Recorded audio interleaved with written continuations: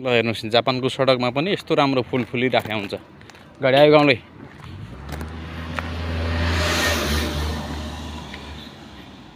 जापानको सडकमा है फेरि यो। ल हेर्नुहोस् सडकको पेटीमा पनि यस्तो दायाँ बायाँ यति राम्रो फुल फुलेका छन्। यो गाउँले ओ गाउँले यो फुल कति महिनासम्म टिक्छ अरे? ल हेर्नुहोस् कति राम्रो। 1 महिना कम्ती पनि फुल्छ हैन त? है त मलाई एकदमै राम्रो लागेको थियो यार। के गर्ने यसको बिउ कसरी पाउने हो नि? यो अलिक रातो पनि हुन्छ, पिङ्क हुन्छ, गुलाबी ए र सेतो। रातो भन्ने यही होला हैन हैन ठुलो यही सेम यो भन्दा फरक हो ए सेतो पनि हुन्छ, रातो पनि हुन्छ, पिङ्क हुन्छ। ल हेर्नुहोस् यहाँनेरि कस्तो हरियाली छ है। बसन्त ऋतु लागेर के नेपालको मौसमसँग ठ्याक्कै मेल खाने यो ठाउँ चाहिँ छ हैन। राइसानसँग म चाहिँ अहिले यो नेपाली हो, नेपाली होइन फेरि नेपाली बोल्छ, नेपाली हो भन्दा मिल्दैन, जापानिज हो यो। जापानिज यस्तो जिउजु छ कि। ल हेर्नुहोस् यहाँ क्याम्पिङ ग्रुपमा आउँदाखेरि यो किन्नुपर्ने होला नि त। यो किन्नको लागि किन्न पाइने रहेछ यो आगो बाल्नको लागि। यस्तो मजाले स्टोर गरेर राखेको हुन्छ। कसलाई सम्पर्क गर्ने हो थाहा छैन हैन।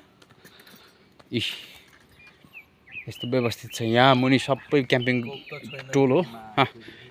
ल साथीले के लिनुहुन्छ? ओ जापानिज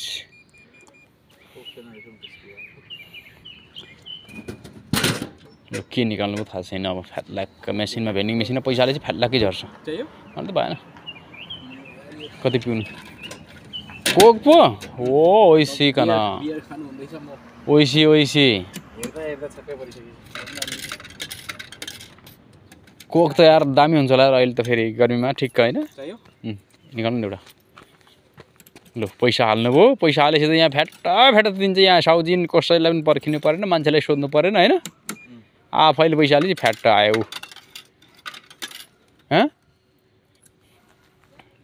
आएन हौ झरेकै छैन कसरी आयो त अनि?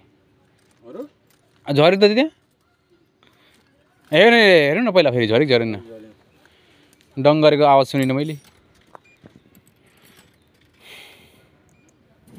ओ अहिले चाहिँ फुत्लुको झऱ्यो यसरी आउँछ। ल thank you very much Coca Cola. गर्मीमा गर्मीको सिजनमा हेर्नु त अब यो के भन्नु हैन। मम्मीजी भनेको यही हो। मम्मीजीको रुख है कस्तो राम्रो देखिया छ। नेपालमा मम्मीजी भनेर पढियो। मम्मीजी भनेको कस्तो हुँदो रहेछ भन्ने है। गाउँले कता फेरि? कता रे? ए ल यता पनि छ यो फुलको जात। यहाँनेरि अर्को फुल पनि रहेछ। यहाँनेरि राम्रोसँग फुलिरहेको छ नि यो फुल चाहिँ। मैले नेपाल लिएर मैले यसलाई बगैँचा यसको पनि बनाउने मन छ। मैले यसको बिउ लिएको छु। यस्तो हेर्नुहोस् यो कति दामी झुर्लुङ झुर्लुङ परेछ। आम्मामा यार बम्बलहरू पनि बिउहरू हेर्नु त यो यस्तो राम्रोसँग फुलेको छ है। ल टरमा यसको हेर्नुहोस् त यो यस्तो फुल पाउँदो रहेछ जापानमा। हेर्नुहोस्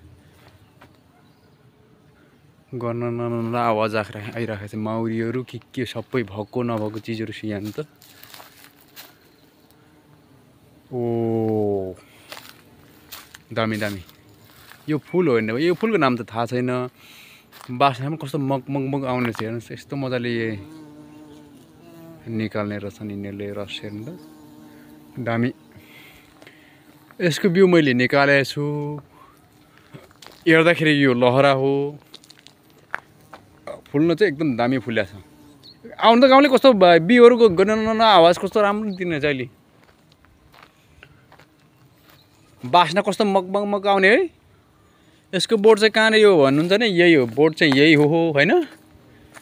रुख जस्तै हुने रहेछ तर माथि गएपछि यस्तो लहरा जस्तो फैलिने रहेछ यो। लु यस्तो दामी बास्ना के गाउँले कति हेर्नु त कस्तो मग बास्ना आउने। यो चाहिँ पिङ्क हो हेर्नु। यो सेतो यही रहेछ। कुन चाहिँ सेतो? ए सेतो वहाँनिर रहेछ पिङ्क। 1 महिनासम्म टिक्छ है यो। एकदम राम्रो रहेछ यो। घरको छेउमा आँगनमा जस्तो है रोपेर हेर्ने भने दामी हुने रहेछ।